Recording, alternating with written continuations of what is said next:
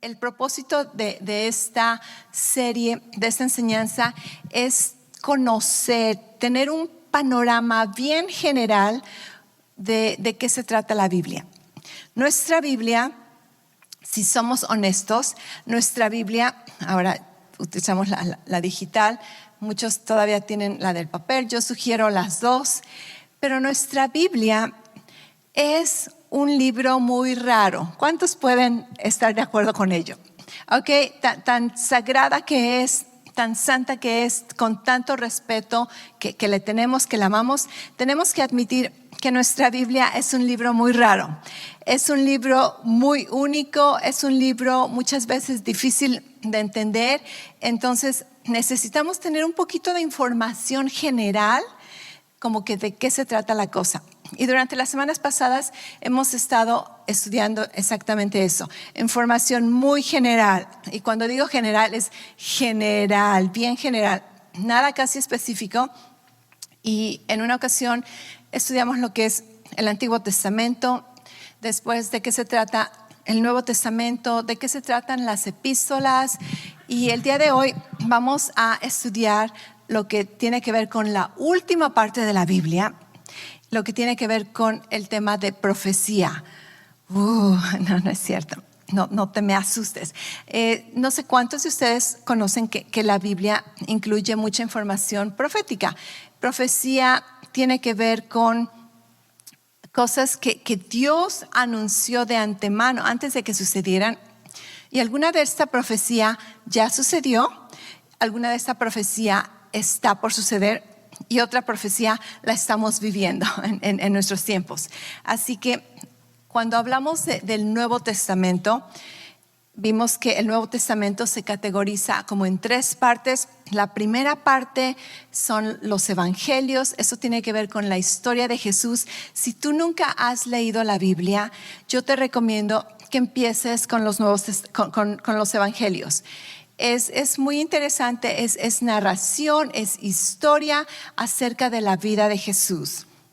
Y después, tipo narración está parte de los hechos y los evangelios. Después vienen lo que son las epístolas, y estas son cartas que los apóstoles escribieron a las iglesias en ese tiempo.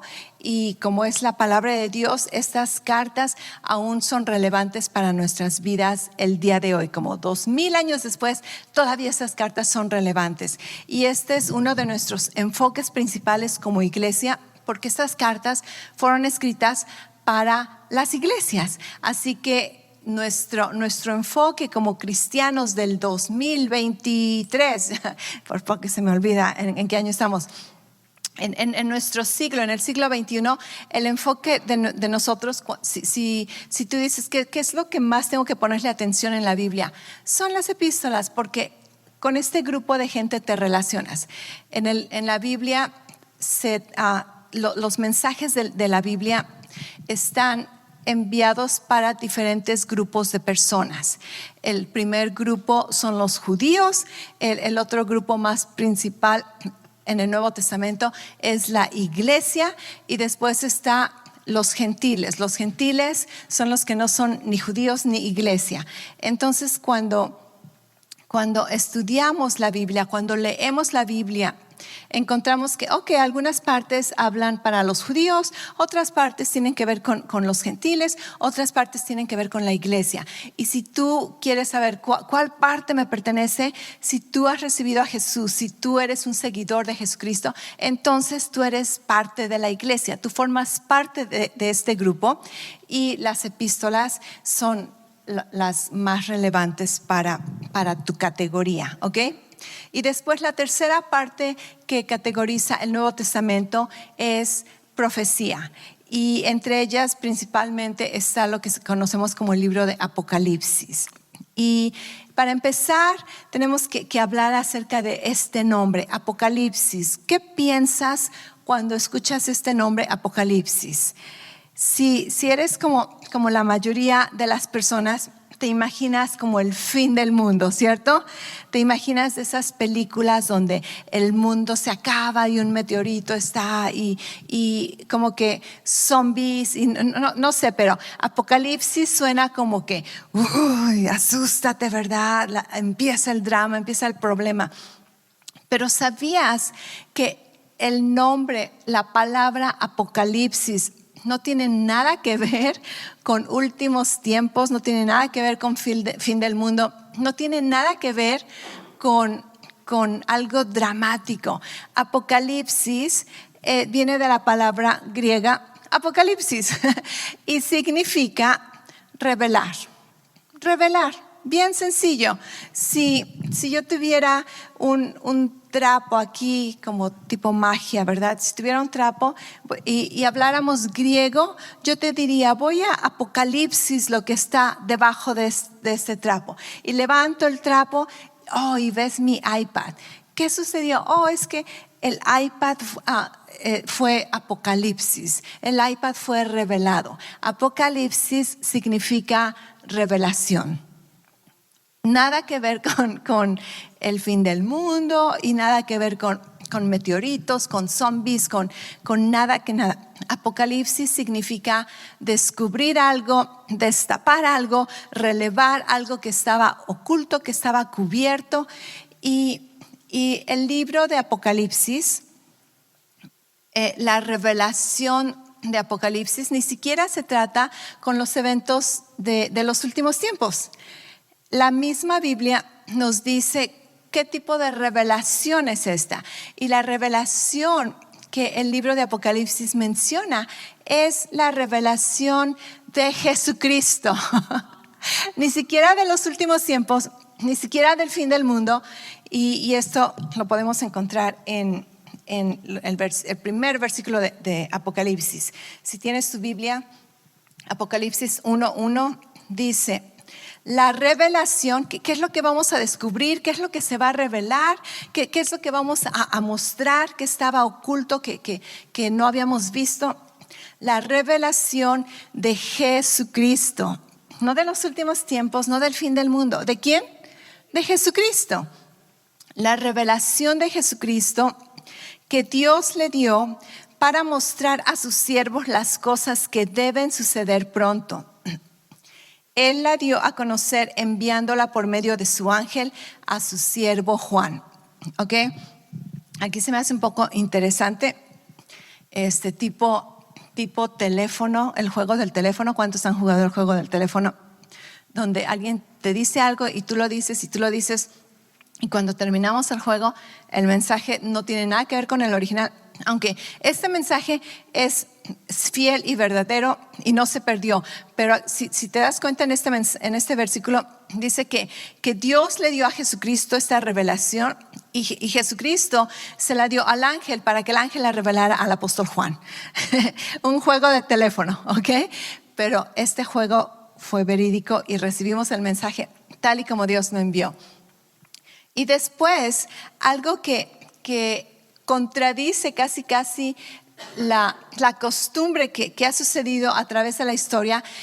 La costumbre o lo que la historia nos muestra, aún puedo hacer una estadística ahorita en este grupo, es de que la mayoría de cristianos evitan leer el libro de Apocalipsis porque se nos hace muy confuso, porque pensamos que no lo vamos a entender, porque nos asusta.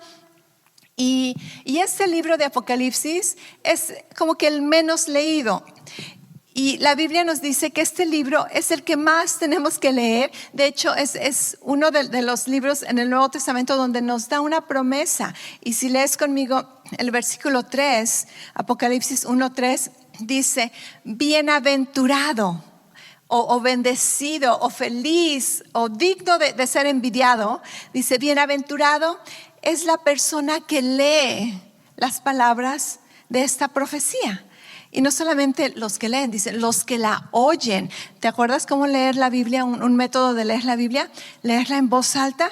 Cuando tú la lees, tú mismo la oyes. Y obviamente también aquí está hablando en público, ¿verdad? Si yo te leo los versículos, yo soy bienaventurada por leerla y tú eres bienaventurado por escucharlo. Imagínate esto. Dice, bienaventurado el que lee y los que oyen las palabras de la profecía y guardan las cosas que están escritas en ellas, porque el tiempo está cerca. ¿Te das cuenta que en estos 2 versículos que acabamos de leer, simplemente empezando este libro, nos dicen que las cosas van a suceder pronto o que el tiempo está cerca?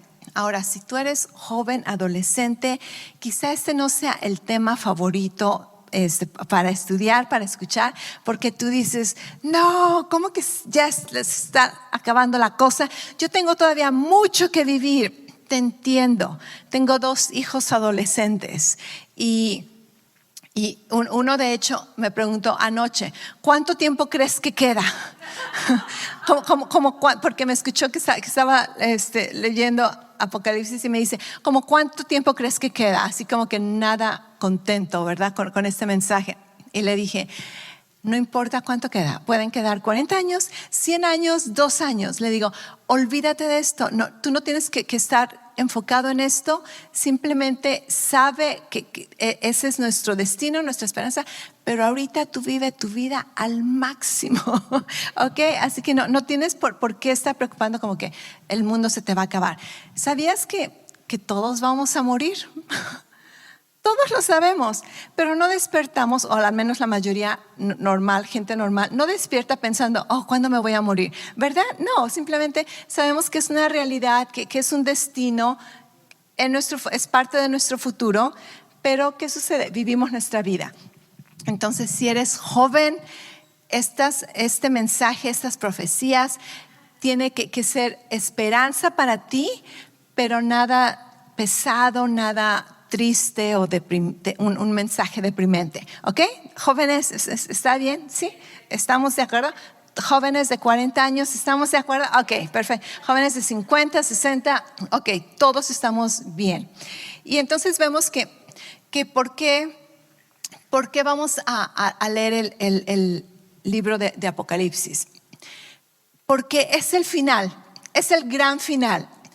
Y si tú no lees el libro de Apocalipsis y lees otras partes de la Biblia, sería como ir a una película y estar ahí sentado casi por 2 horas, y ya cuando se va a acabar la película te paras y te vas. Así como que no, te vas a perder el final, te vas a perder la mejor parte.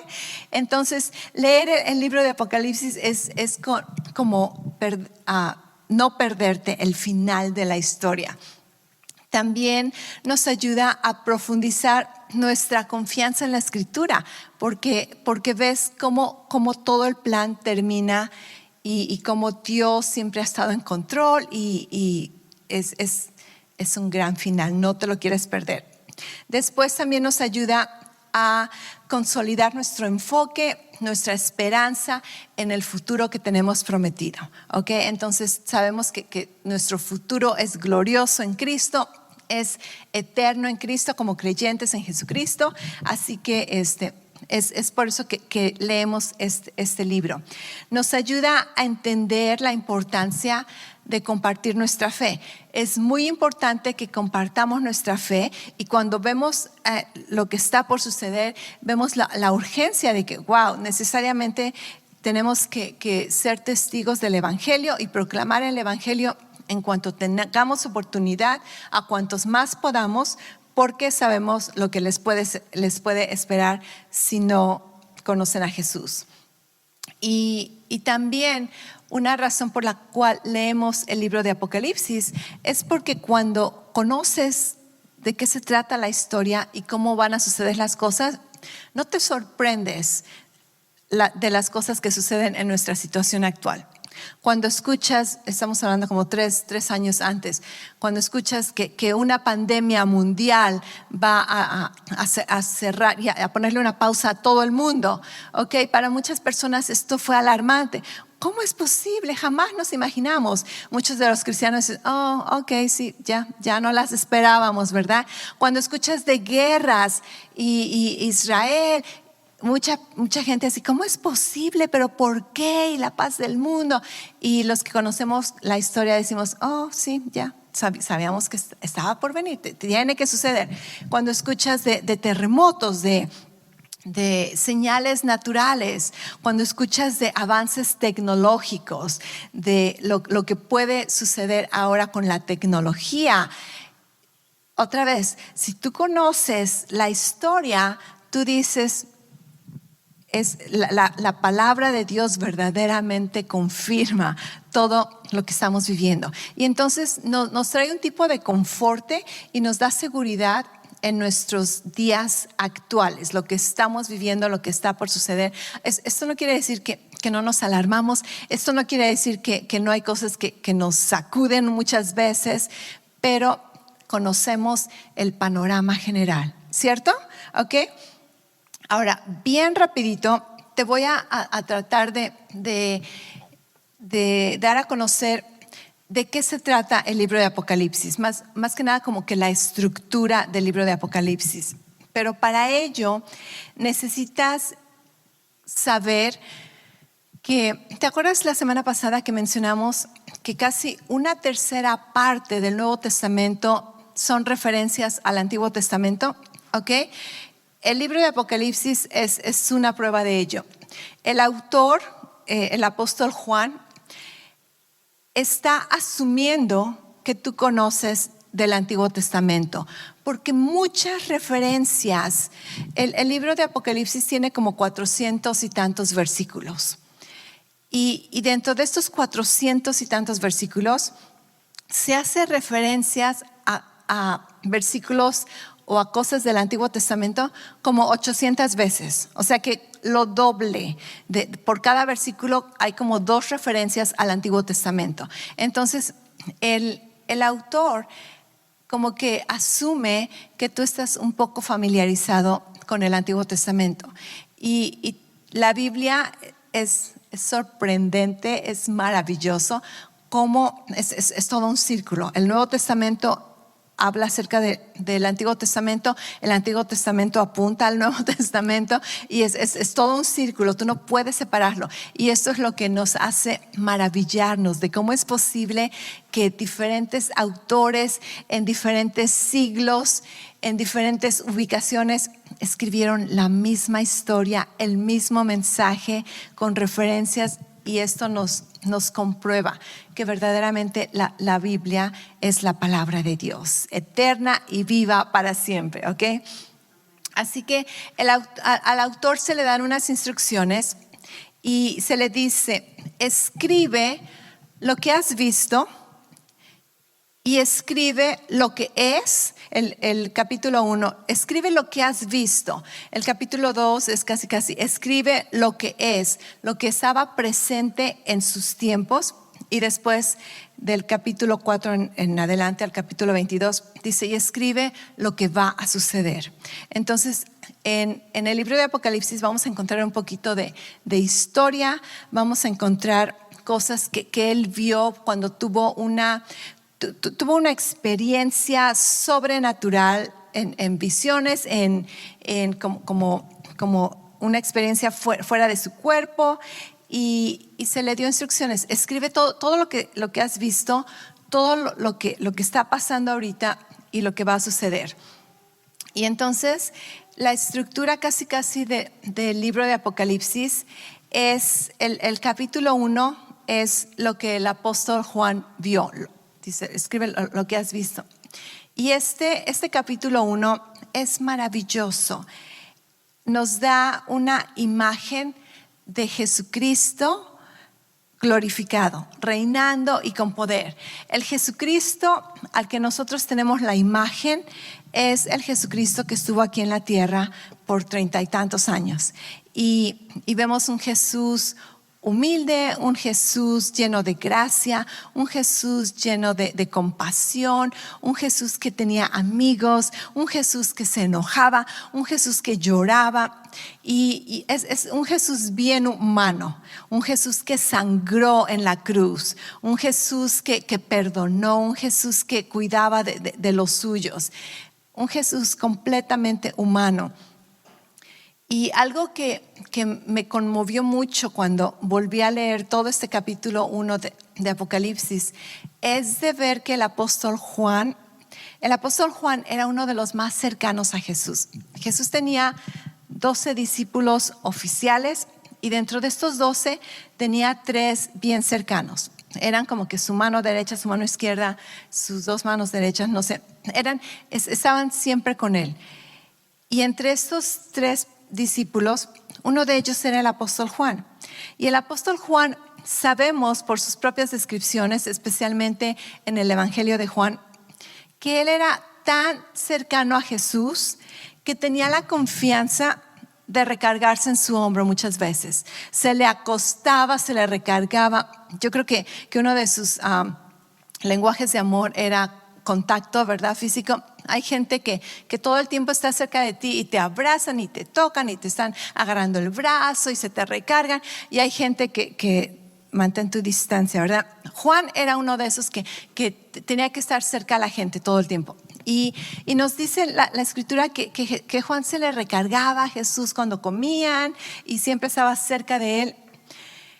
Pero algo muy interesante que sucede en el versículo 12, del 12 al 17, en el primer capítulo de Apocalipsis, es de que Juan dice que está teniendo esta experiencia sobrenatural y de repente alguien lo toca y voltea.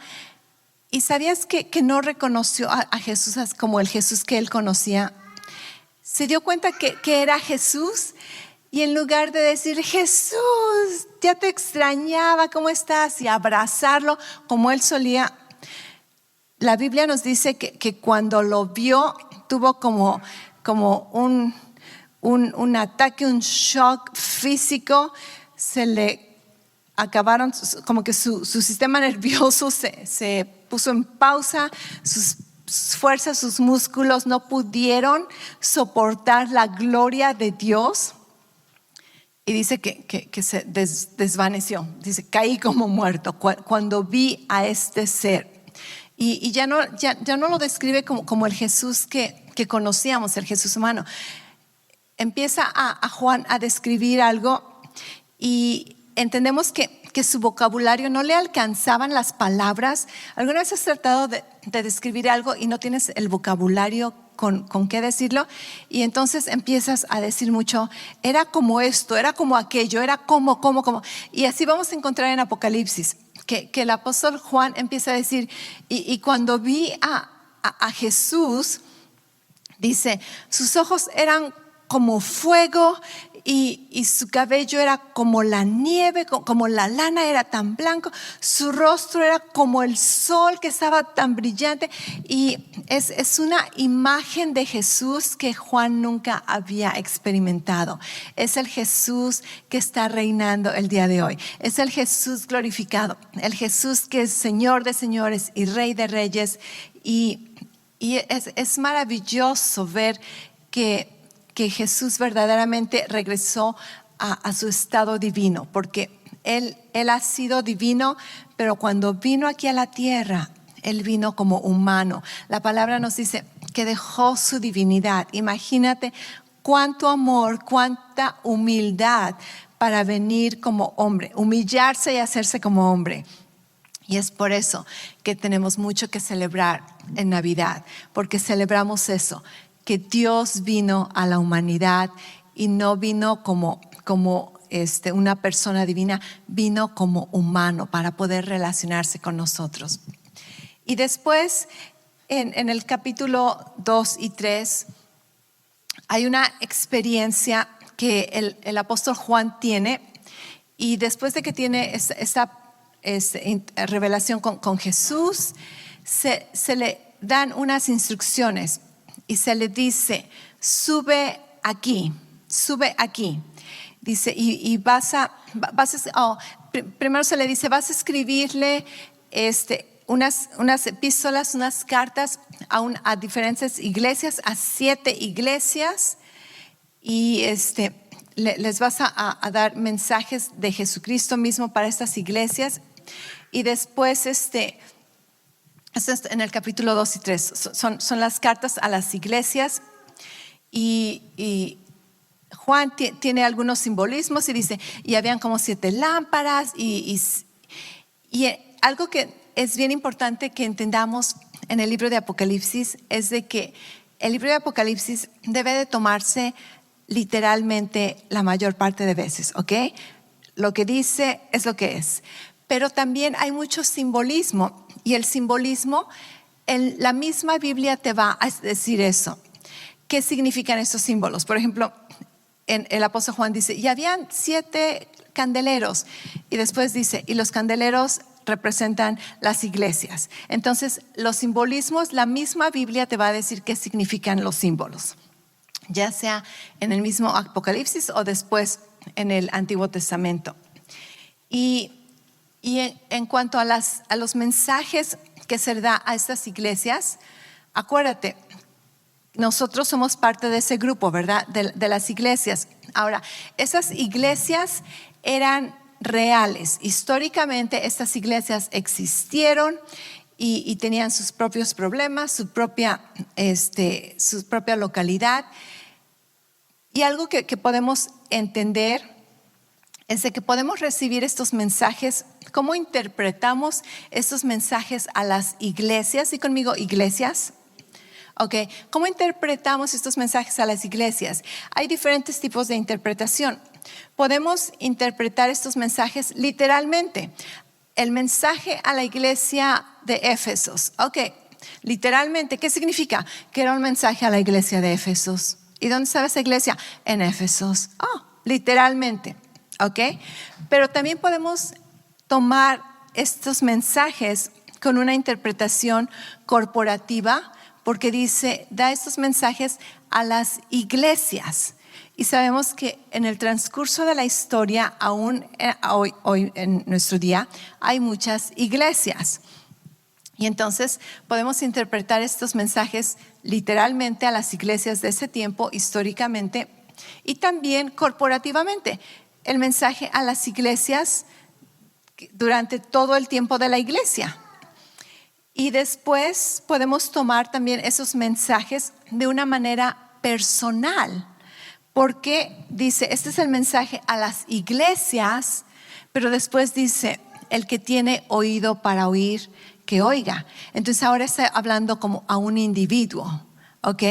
Entonces los mensajes a las iglesias son relevantes históricamente, son relevantes corporativamente y son relevantes personalmente. Si tú lees algo de estos mensajes y algo aplica para tu vida, entonces recíbelo. Checa cómo evaluar tu vida. Estos mensajes, muchos de estos mensajes eran como palabras de ánimo. Iglesia está haciendo cosas muy buenas, estoy muy contento contigo, felicidades por haber logrado esto, por haber hecho esto. Algunas veces estos mensajes también incluían correcciones, pero necesito que cambies aquí, necesito que ajustes acá, necesito que dejes esto, necesito que hagas aquello. Y muchas veces, más bien casi todas las veces, tienen recompensas. Dí conmigo recompensas. Recompensas, ok. Entonces los mensajes a estas iglesias decían, has hecho muy bien, pero necesito que cambies aquí y te voy a dar esta recompensa. A otra iglesia, no estoy muy contento contigo, no has hecho muy bien, necesito que cambies esto, que hagas aquello y te voy a dar esa recompensa. Entonces habla mensajes a iglesias y habla recompensas.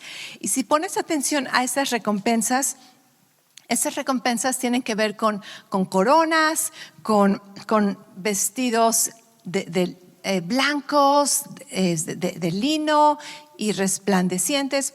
Tienen que ver con tronos, tienen que ver con simbolismos de que Jesús ha prometido a la iglesia.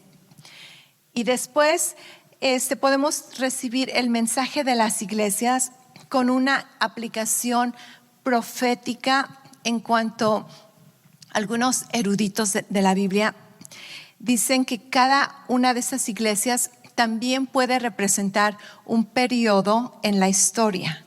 Y ahorita casi estamos en el periodo de la última iglesia. Es súper interesante este tipo de interpretación y no afecta a ninguna otra interpretación. Así que el mensaje a las iglesias puede ser algo histórico y puede ser algo relevante para nuestra vida el día de hoy, ¿ok? El capítulo 4 de Apocalipsis Este empieza a detallar aspectos acerca de el rapto de la iglesia. Y si tú no conoces acerca del rapto de la iglesia, tenemos toda una serie en nuestra página de internet, en YouTube, en podcast. Tenemos toda una serie acerca de los últimos tiempos donde explicamos qué es el rapto bíblicamente, de qué se trata y todos los detalles. No vamos a hablar mucho de ello. Pero en el capítulo 4 es cuando a Juan se le dice, sube acá. Dice, escuché una voz del cielo que decía, sube acá. ¿Ok? Entonces, aquí empieza una representación del rapto de la iglesia. Porque, acuérdate, del capítulo 1 hasta este capítulo 4, todo el mensaje tiene que ver con la iglesia. Di conmigo la iglesia. Ok, entonces, ahorita estamos hablando de la iglesia. De hecho, la palabra iglesia se menciona como no sé cuántas veces y después ya no se menciona para nada. Entonces, las cosas que eran en el tiempo de Juan eran la iglesia. Dice, sube acá, vemos que Juan experimenta un cambio de ubicación. La palabra iglesia ya no la vuelves a escuchar o a leer desde ese momento hasta desaparece de todo el libro de Apocalipsis, ya deja de ser iglesia. Entonces estamos asumiendo que esto es una representación de que una vez que las iglesias recibieron el mensaje, fueron subidas acá del cielo, ¿verdad? Y en el capítulo 4 encontramos que se habla acerca del trono de Dios en el cielo. Encontramos los 24 ancianos que están delante de Dios adorando y muchas personas creen que los 24 ancianos es una representación de la iglesia, porque cuando lees la descripción de los 24 ancianos, ¿qué crees? ¿Cómo están descritos? Con todas las recompensas que se le dieron a las iglesias, las coronas, las túnicas, los tronos, ¿ok? Entonces estamos asumiendo que capítulo 4 tiene que ver con el rapto de la iglesia, y en el capítulo 5 empieza lo que es la tribulación, descripción de la tribulación, y del capítulo 6 al capítulo 19 todo tiene que ver con la tribulación. Ya no tiene que ver con la iglesia, ya no tiene que ver con los creyentes en Jesús que fueron tomados al cielo. Tiene que ver con cosas, eventos que van a suceder aquí en la tierra durante la tribulación, y tiene que ver más que nada con el pueblo de Israel, con la nación de Israel. Acuérdate, al principio de Apocalipsis el enfoque era las iglesias. Después, una vez que se dice sube acá, todo el resto del libro de Apocalipsis no tiene nada que ver con la iglesia, tiene que ver con Israel. Y como te mencionaba, el libro de Apocalipsis es un libro muy judío. Habla muchas cosas acerca del Antiguo Testamento. Tiene muchos simbolismos judíos. Habla acerca de dos testigos, dos super evangelistas que van a andar aquí en la tierra. Son judíos. Habla acerca de 144,000 evangelistas judíos. Habla acerca de que el enfoque va a estar centrado en el templo en Jerusalén, esto es Israel. Habla acerca de la profanación de este templo, una vez más, en Israel. Habla acerca de la persecución de los judíos. Entonces, entiendes, si tú conoces un poquito acerca de el tiempo de la iglesia, Dios trató con el pueblo de Israel. Empezaron las 12 tribus, el pueblo de Israel, y después hubo un juicio para el pueblo de Israel, pero Dios no ha terminado de tratar con ellos. Y la analogía que me gusta mencionar en cuanto a los tiempos de la historia y el tiempo de la iglesia, el tiempo de la gracia en el que estamos viviendo ahora, es esto de que en un partido de fútbol, soccer, conocemos que ¿cuánto dura cada tiempo? Varones, ¿cuánto dura? 45 minutos, ¿cierto? Entonces, si el partido empezó a las 10, tú asumes que a las 10:45 ya terminó el primer tiempo, ¿cierto? Pero ¿cuántos saben que puede ser las 11:15 y todavía no termina el primer tiempo? ¿Por qué? Porque hay pausas, pero el primer tiempo va a durar 45 minutos. Pero el referee, cada vez que hay una pausa, un cambio de jugador, pone pausa al reloj, ¿cierto? Pone pausa al reloj y después lo vuelve a poner. Y después, ¿qué tenemos? Un medio tiempo. Tenemos un medio tiempo y después empieza otra vez. Creo que esta analogía es la única que tiene toda la atención de los varones escuchándome. Voy a hablar más acerca del soccer.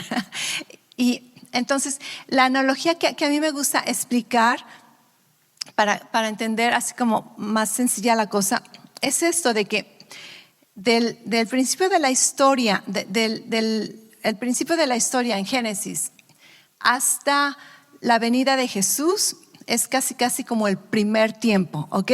El primer tiempo del juego. Después tenemos un medio tiempo y esto es la iglesia.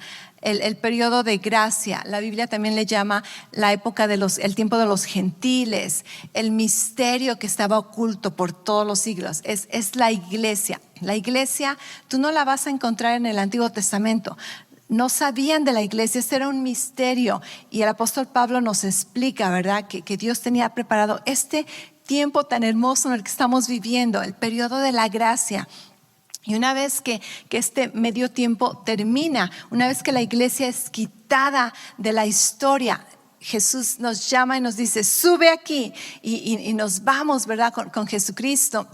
Entonces continúa el reloj y continúa el juego, ¿ok? Y todo, entonces el juego verdaderamente tiene que ver con Israel, con las naciones y el pueblo de Israel. Se termina el tiempo de la iglesia y el juego, nada de juego, pero en nuestra analogía, el juego, ¿con quién continúa? Con Israel y con las naciones, ¿ok? Entonces, cuando entendemos así la cosa, es bien fácil entender por qué después de Apocalipsis, cuando el apóstol Juan va a escribir las cosas que han de suceder, tiene que ver todo con Israel y las naciones. Otra vez, la Biblia no se contradice, es muy sencillo de ver cuando entendemos así como el panorama del tiempo.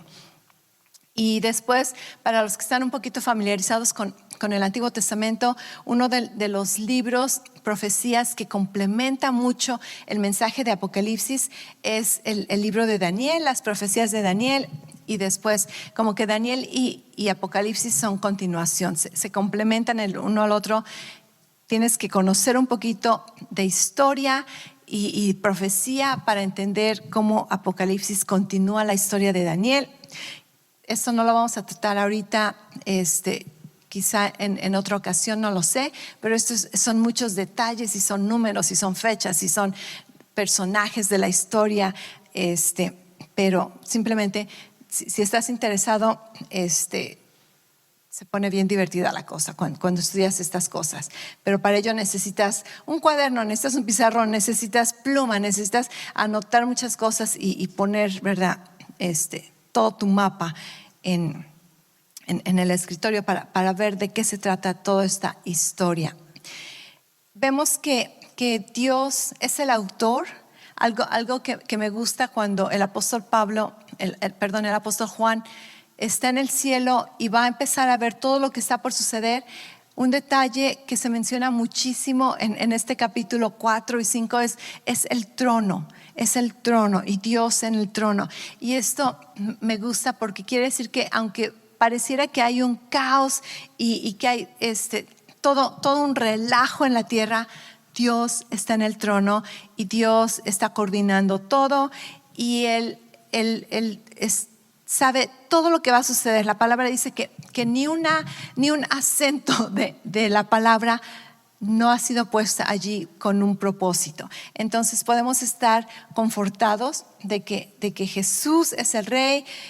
todo el juicio de Dios es justo, ¿ok? Muchas veces pensamos, ay, pero ¿por qué pareciera mucho dolor, mucha injusticia?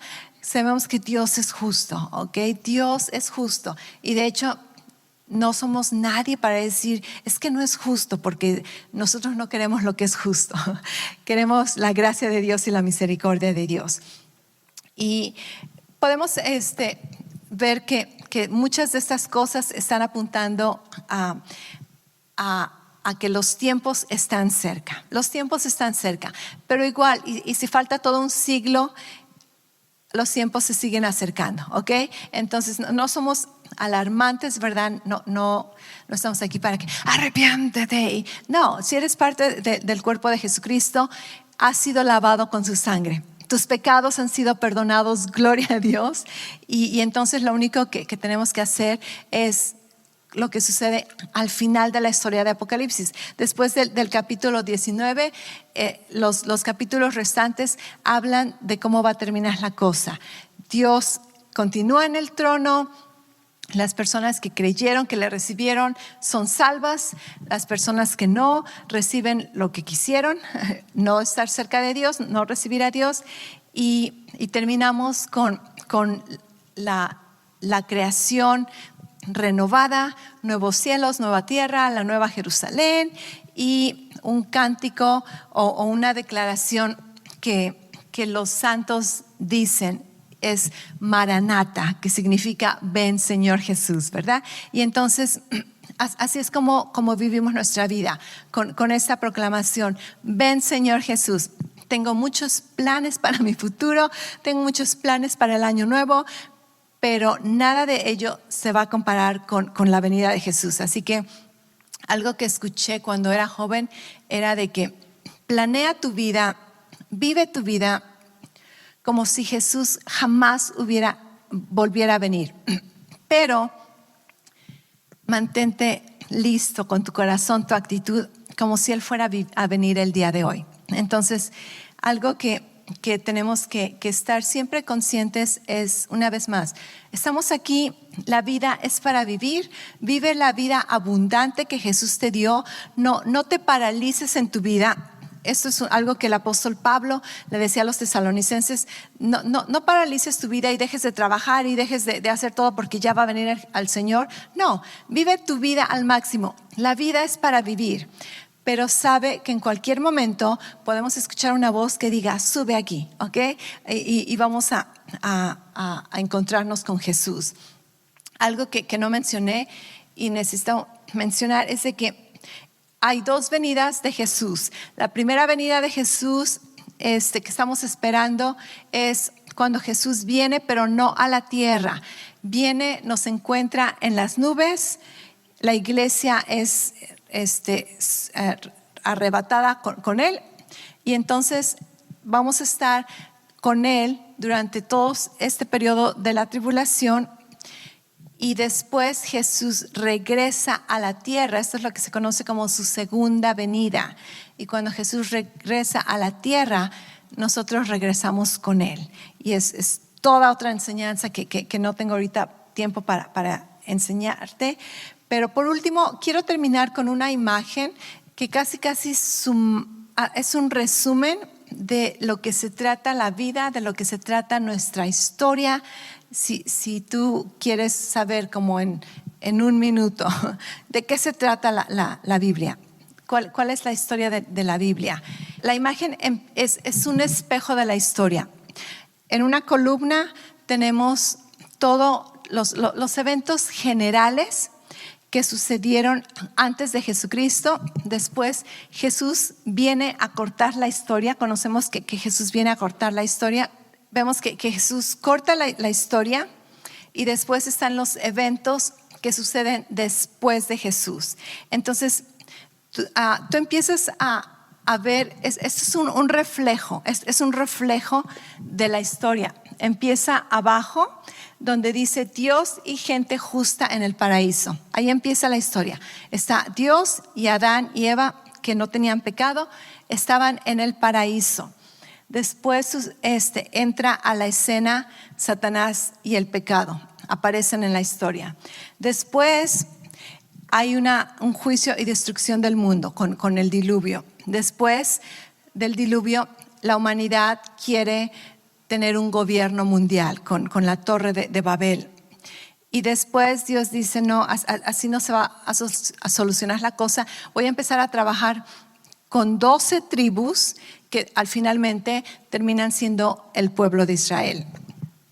Después viene Jesucristo y la historia empieza a reflejarse otra vez, pero ahora vamos para atrás. Jesús escoge a 12 discípulos y eventualmente se convierte en la iglesia, como Dios va a trabajar con el mundo. Después de que la iglesia haga su trabajo, la iglesia es removida de la historia y en el mundo, una vez más, la humanidad va a tener esta gran idea de hacer un gobierno mundial, un gobierno global. Creo que has escuchado este término. Y Dios dice, no, así no es como funciona la cosa, así no se va a solucionar la cosa. Existe un juicio y destrucción del mundo. Después Satanás y el pecado son juzgados, desaparecen de la historia y terminamos con Dios y gente no justa, ahora gente justificada en el paraíso. Y así es como consumimos la historia de la Biblia, la historia de la humanidad, y eso es lo que vas a encontrar cuando leas tu Biblia tan rara, pero tan amada y tan viva y tan eficaz. Amén. Espero que hayas aprendido un poquito de conocimiento general, y esto es para que durante el próximo año empieces. Si tú nunca has leído el Nuevo Testamento, yo te reto a que leas el Nuevo Testamento. Si tú nunca has leído toda la Biblia, te reto a que leas toda la Biblia. Y si solamente quieres leer pedacitos de aquí y de allá, hazlo. La Biblia va a hablar a tu vida, y toda esta serie fue como un entrenamiento para el maratón que nos espera en el 2024, donde vamos a estar comprometidos a conocer la palabra de Dios.